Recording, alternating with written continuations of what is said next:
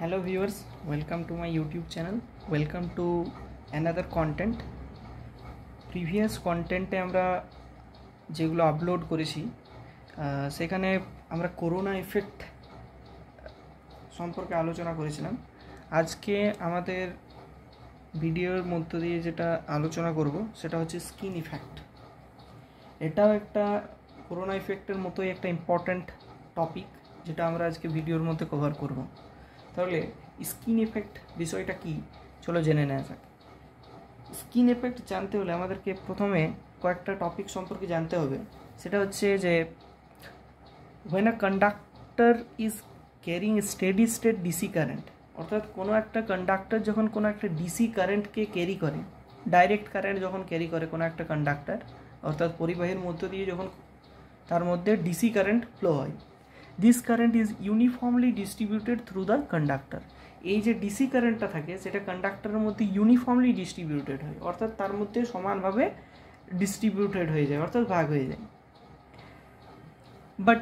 But an alternating current flowing through the conductor does not distribute uniformly. কিন্তু এখানে skin ইফেক্টটা বুঝতে হলে আমাদেরকে বুঝতে হবে যে অল্টারনেটিং কারেন্ট যখন ফ্লো করে কোনো একটা কন্ডাক্টরের মধ্য দিয়ে, সেই অল্টারনেটিং কারেন্টটা কিন্তু কন্ডাক্টরে ইউনিফর্মলি ডিস্ট্রিবিউটেড হয় না ডিসি কারেন্টের মতো।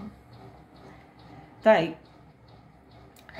it has a tendency to concentrate near the surface of the conductor. তাহলে এই যে অল্টারনেটিং কারেন্টটা আছে তার একটা টেন্ডেন্সি আছে। টেন্ডেন্সি হচ্ছে যেটা কন্ডাক্টরের সারফেসে এসে জমা হয়। The tendency of alternating current to concentrate near the surface of a conductor is known as skin effect. তাহলে এই যে ফেনোমেনাটা, মানে কোনো একটা কন্ডাক্টরের সারফেসে বা আউটার সারফেসে যে কারেন্টটা ফ্লো করে ডিউ টু স্কিন ইফেক্ট, তো এই ফেনোমেনাটাকেই বলা হয়ে থাকে বিশেষত স্কিন ইফেক্ট। এখন আমরা দেখব যে কোনো একটা স্কিন ইফেক্টের জন্য কোনো একটা কন্ডাক্টর আউটার সারফেসে কীভাবে কারেন্ট ফ্লো করে তার আমরা ডেরিভেশন দেখব। তো সাপোজ এখানে ধরে নেওয়া হয়েছে এটা একটা আমার কন্ডাক্টরের দুটো সেকশনে কন্ডাক্টরটাকে ভাগ করা হয়েছে, একটা তার ইন্টারনাল সেকশন, একটা তার আউটার সেকশন। আমরা জানি যে কোনো একটা কন্ডাক্টরের মধ্যে যখন কারেন্ট ক্যারি করে, অর্থাৎ কোনো একটা কারেন্ট ক্যারি কন্ডাক্টর, তাহলে তার চারপাশে কি হয় না, একটা ম্যাগনেটিক ফিল্ডের সৃষ্টি হয়। যখনই কোনো একটা পরিবাহীর মধ্য দিয়ে তড়িৎ প্রবাহিত হয় তখন আমরা জানি তার চারপাশে একটা ম্যাগনেটিক ফিল্ড বা চৌম্বক ফ্লাক্সের একটা সৃষ্টি হয়, বা চৌম্বক ক্ষেত্রের একটা সৃষ্টি হয়ে থাকে, তাই তো? ঠিক সেরকমভাবেই এইখানে মধ্য দিয়ে, পরিবাহীর মধ্য দিয়ে বা এই কন্ডাক্টরের মধ্য দিয়ে যখন কারেন্ট ফ্লো করবে তার চারপাশে একটা ম্যাগনেটিক ফিল্ড সৃষ্টি হবে। ম্যাগনেটিক ফিল্ড সৃষ্টি হলে সেখানে ম্যাগনেটিক ফ্লাক্স বা ম্যাগনেটিক লাইন অফ ফোর্সেস সেখানে ইনিশিয়েট হবে। তাহলে এখানে আউটার সেকশানে আমাদের একটা ফ্লাক্স প্রডিউস হবে, দ্যাট ইজ φ2, আর ইনার সেকশানেও কী হবে না, ফ্লাক্স প্রডিউস হবে, দ্যাট ইজ φ1। তাহলে আমরা যদি এই ফ্লাক্সের অ্যামাউন্টটা দেখি যে ইন্টারনাল সেকশানে, এই কন্ডাক্টরটা যে ইন্টারনাল সেকশানে কতটা পরিমাণ আমাদের ফ্লাক্স প্রডিউস হয়েছে না, টোটাল যে ফ্লাক্সটা আছে, অর্থাৎ internal flux plus outer flux, এই টোটাল ফ্লাক্সটা আমার ইন্টারনাল ফ্লাক্স হিসেবে আমরা সেটাকে ক্যালকুলেট করব। তাহলে আমাদের যেটা আছে internal flux that is equals to φ1 plus φ2, এবং outer flux that is only φ2, সেটা হচ্ছে আমাদের কাছে যেটা আউটার ফ্লাক্স। তাহলে আমরা দেখতেই পাচ্ছি যে φ1 প্লাস φ2-র ভ্যালুটা সবসময় গ্রেটার দেন হবে φ2। দ্যাট মিনস এখান থেকে আমরা বলতে পারি যে ইন্টারনাল যে ফ্লাক্সটা আছে, যেটা আমার এখানে ইনিশিয়েট হচ্ছে, সেটা আমার আউটার ফ্লাক্সের থেকে বেশি হবে। আবার আমরা জানি এল ইজ ইকুয়ালস টু হয়ে থাকে n∅/i, তার মানে এল যেখানে হচ্ছে আমার ইন্ডাকটেন্স, এনটা হচ্ছে নাম্বার অফ টার্নস, আর ফাই হচ্ছে আমাদের ফ্লাক্স, আই হচ্ছে আমার কারেন্ট। তার মানে এখানে L is directly proportional to phi, অর্থাৎ এল এর সাথে আমাদের ফাইয়ের যে রিলেশন হচ্ছে, ইন্ডাকটেন্সের সঙ্গে ফ্লাক্সের যে রিলেশন হচ্ছে, দ্যাট ইজ ডাইরেক্টলি প্রপোর্শনাল।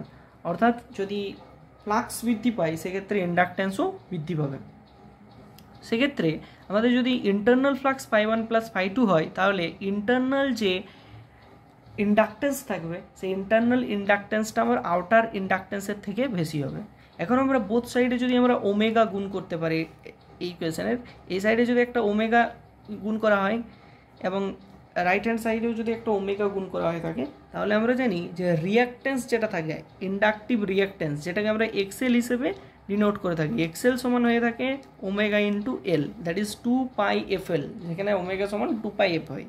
তো সেক্ষেত্রে কী হবে না, ওমেগা ইন্টু এল ইন্টারনাল, অর্থাৎ এটা আমাদের হচ্ছে যে যে ইন্টারনাল যে রিয়াক্টেন্সটা, ইন্ডাকটিভ যে রিয়াক্টেন্স জেনারেট হচ্ছে, ইন্টারনাল ইন্ডাকটিভ রিয়াক্টেন্স হচ্ছে আমাদের এক্স ইন্টারনাল। তাহলে এক্স ইন্টারনালটাও আমাদের কী হবে না, আউটার যে রিয়াক্টেন্স বা ইন্ডাকটিভ রিয়াক্টেন্সের থেকে বেশি হবে। আর রিয়াক্টেন্স যদি বেশি হয়ে থাকে তাহলে সেক্ষেত্রে কারেন্টটা বাধা পাবে। রিয়াক্টেন্স যদি বেশি হয় সেক্ষেত্রে কারেন্ট ফ্লো করতে সেখানে কম পারবে বা কারেন্ট ফ্লো করতে পারবে না। তাই আমরা যদি দেখি যে কন্ডাক্টরের যে ইন্টারনালের ক্ষেত্রে যে কারেন্টটা ফ্লো করবে তার চাইতে আমার আউটার সেকশনে কারেন্ট বেশি ফ্লো করবে। এটাই হচ্ছে আমাদের স্কিন ইফেক্ট। যে ইন্টারনাল, এখানে যেটা দেখানো হয়েছে ডায়াগ্রামে, যে এটা একটা কন্ডাক্টরকে ধরে নিয়ে আসে, যে এই কন্ডাক্টরটাকে আমরা দেখছি যে আউটার সেকশনে তার এখানে আমাদের চার্জগুলো এসে জমা হয়েছে, অর্থাৎ এখানে আউটার সেকশনে আমাদের current flows through out the surface. আর যে মাঝখানে দেখছি আমরা সেখানে নো কারেন্ট ফ্লো, অর্থাৎ মাঝখানে কোনো ধরনের কারেন্ট এখানে ফ্লো করছে না। তাহলে এই যে নন ইউনিফর্ম একটা কারেন্টের যে ডিস্ট্রিবিউশন ইয়া কন্ডাক্টর, কোনো একটা কন্ডাক্টরের মধ্যে আইদার সেটা ওভারহেড কন্ডাক্টর হতে পারে, আইদার সেটা ইউজি কেবল হতে পারে। তাহলে একটা কন্ডাক্টরের মধ্যে এই যে যেটা হচ্ছে আমার নন ইউনিফর্ম একটা কারেন্টের যে ডিস্ট্রিবিউশন, এটাকে আমরা বলে থাকি স্কিন ইফেক্ট। তো স্কিন ইফেক্টের জন্য due to skin effect current distribution, due to non uniform current ডিস্ট্রিবিউশনের জন্য কী হয়, যে কোনো একটা কন্ডাক্টরের যে ইফেক্টিভ এরিয়া থাকে সেই ইফেক্টিভ এরিয়াটা আবার ডিক্রিজ করে। কোনো একটি কন্ডাক্টরের ইফেক্টিভ এরিয়া যদি ডিক্রিজ করে তাহলে তার যে ইফেক্টিভ রেজিস্ট্যান্সটা থাকে সেটা কিন্তু ইনক্রিজ করবে, কারণ আমরা জানি আর ইকুয়ালস টু হয়ে থাকে রো ইন্টু এল বাই এ। তাহলে এক্ষেত্রে যদি ইফেক্টিভ এরিয়াটা আমাদের ডিক্রিজ করে সেক্ষেত্রে ইফেক্টিভ যে রেজিস্ট্যান্স আছে সেটা ইনক্রিজ করবে, কারণ আর এর যে রিলেশন হচ্ছে that is inversely proportional.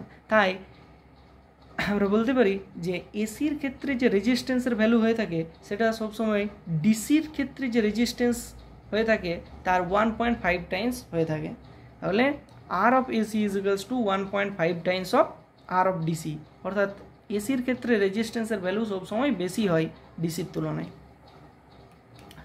So আশা করি ভিডিওর মধ্য দিয়ে স্কিন এফেক্ট ব্যাপারটা কী সেটা বোঝা গেছে। So thank you guys for watching this content. I think this video will be helpful for the viewers. So thank you.